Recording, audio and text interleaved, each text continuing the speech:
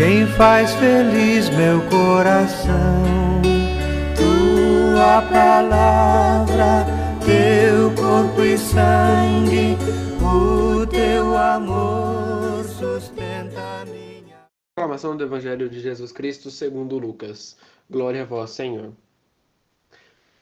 Mas ai de vocês, fariseus, porque vocês pagaram o dízimo da hortelã, da arruda e de todas as outras ervas, mas deixaram de lado a justiça e o amor de Deus.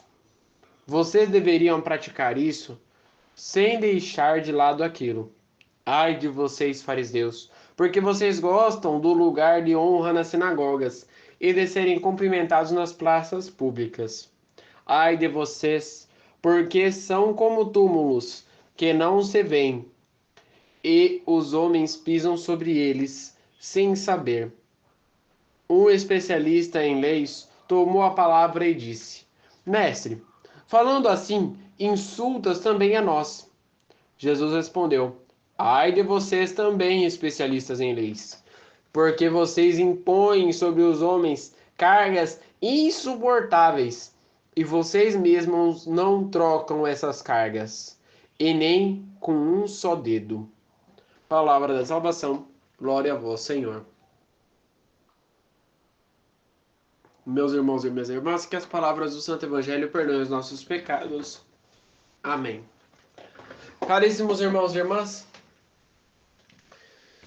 Jesus não tolera a pessoa que é desumilde. Jesus não tolera a pessoa que não tem a humildade no coração. A pessoa que é orgulhosa demais, que exibe aquilo que ela tem e que está preparada para derrubar o outro quando o outro tropeçar. Na nossa vida, nós temos sempre que julgar se a pessoa está indo pelo caminho certo ou pelo caminho errado. Isso é claro. E é uma forma até de catequese para outra pessoa. Nós precisamos fazer isso. Porque quando o outro está errando, é dever nosso como católico ajudá-lo a se levantar. Mas muitas das vezes nós temos o péssimo costume de derrubar o outro por cada erro que ele faz. Como por exemplo, a pessoa vai lá para ler a palavra, né, para poder ler a primeira leitura, por exemplo. E aí ela esquece de fazer a vênia.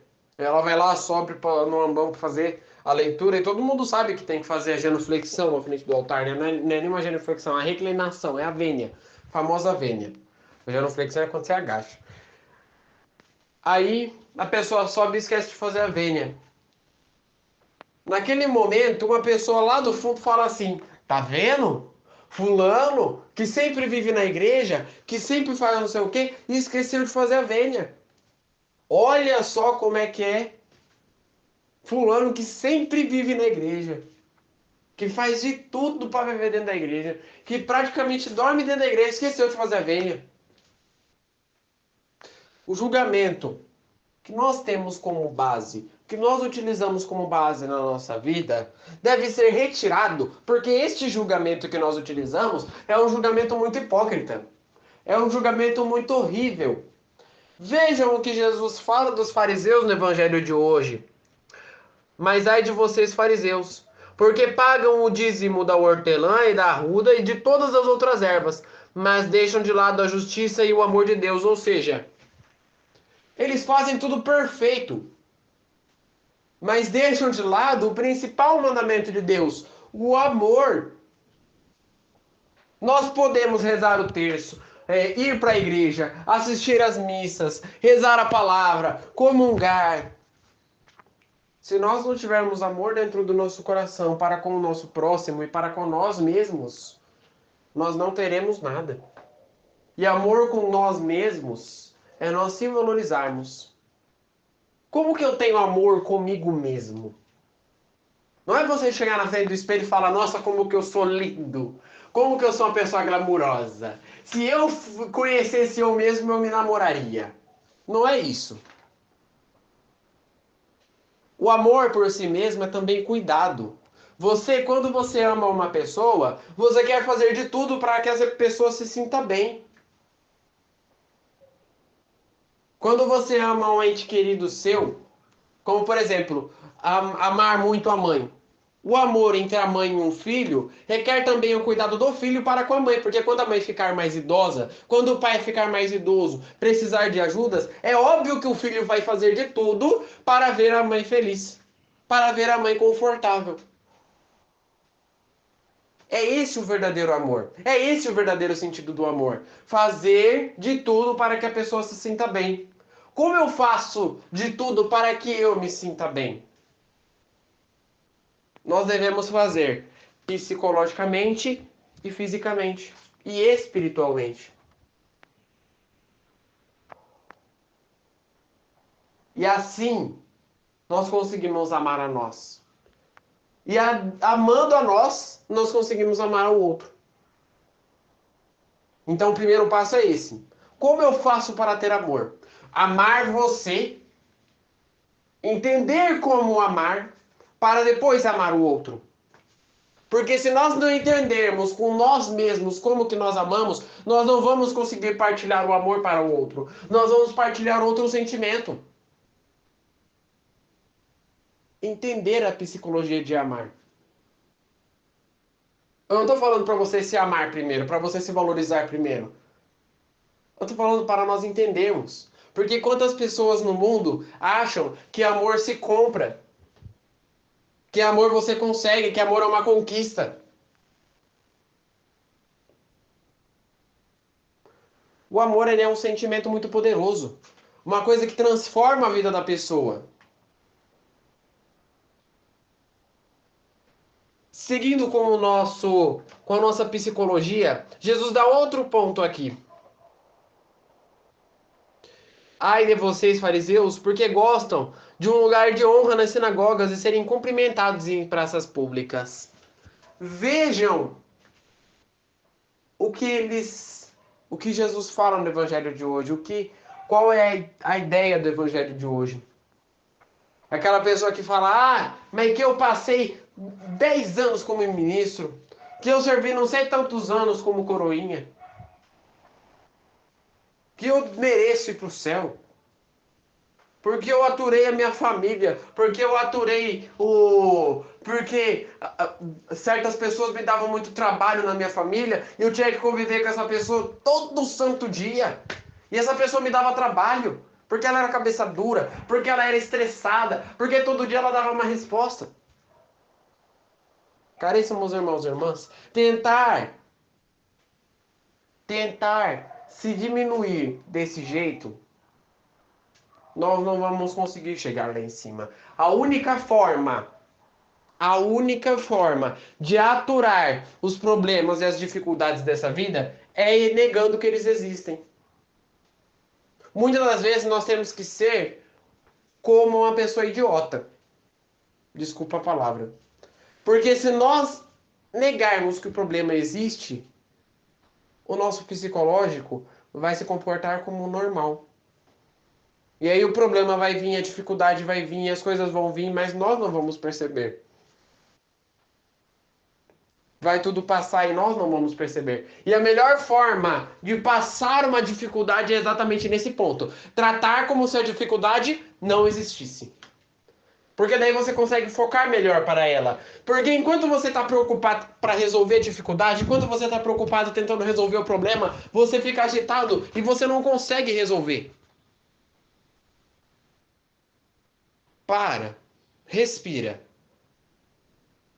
O que eu preciso fazer para resolver aquele problema que vive me atazanando?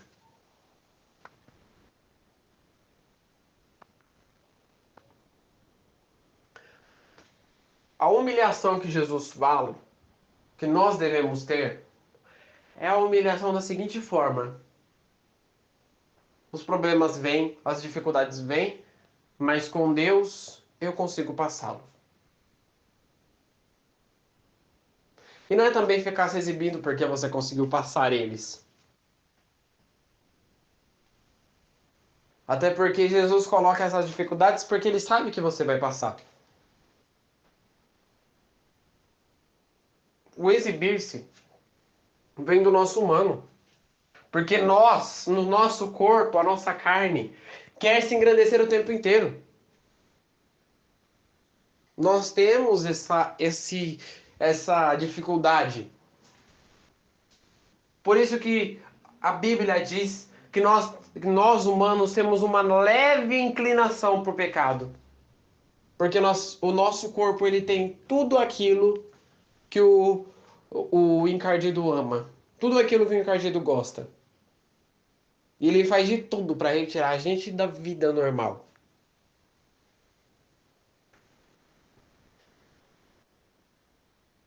Um especialista de leis tomou a palavra e disse: Mestre, quando você está falando assim, você também insulta a nós.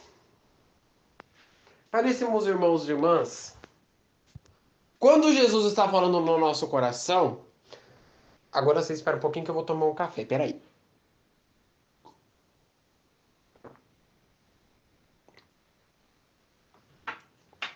Senão é capaz de eu dormir. Perdoe. Vamos lá, retomando.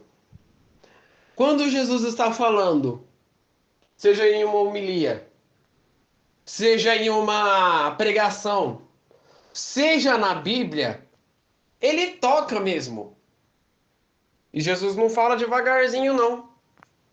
Jesus não toca com suavidade. Dependendo da força, ou ele toca devagarzinho, ou ele derruba a porta.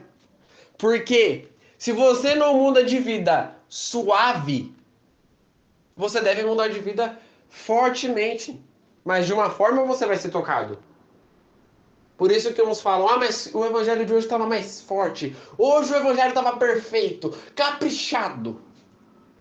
Hoje o padre explicou bem. E uns falam, mas hoje o evangelho foi bem calmo, foi bem suave.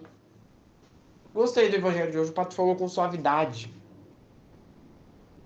A diferença de como Jesus toca nos nossos corações equivale a cada dificuldade que nós passamos. Lembram da história da dificuldade que eu falei agora há pouco? Contar com Jesus também é uma forma de enfrentar os desafios. Só que nós devemos deixar ele entrar. Se a gente não deixar ele entrar, ele não vai entrar nunca. Ele quer entrar. Como eu falei, ele quase derruba a porta. Mas ele não vai entrar se você não deixar. Vejam como nós devemos libertar o nosso coração das amarras do pecado. Só nós temos essa capacidade. Afinal, nós somos donos da nossa própria vida. Se nós não mudarmos de atitude, Jesus não vai mudar para a gente. Jesus não vai nos converter. Nós devemos nos converter para chegar nele. E se nós chegarmos nele, aí sim, ele vai fazer de tudo. Ele vai mover céus e terra para que nós não se afastemos dele. Mas, primeiro não devemos chegar nele. Não adianta nada a gente buscar em tantos lugares e não chegar nele. É necessário primeiro que nós cheguemos. E ali sim, nós vamos conseguir a tão sonhada recompensa. O tocar, o insultar, não é em si um insulto, é uma forma de conversão. Então, quando você fala, mas que o padre hoje estava pegando pesado no evangelho, às vezes não era ele, às vezes não. Na maioria das vezes do evangelho, quem está pregando não é o padre. Quem está falando não é o padre. Quem está falando é o próprio Espírito Santo. Quem está falando ali naquele momento é o próprio Espírito Santo.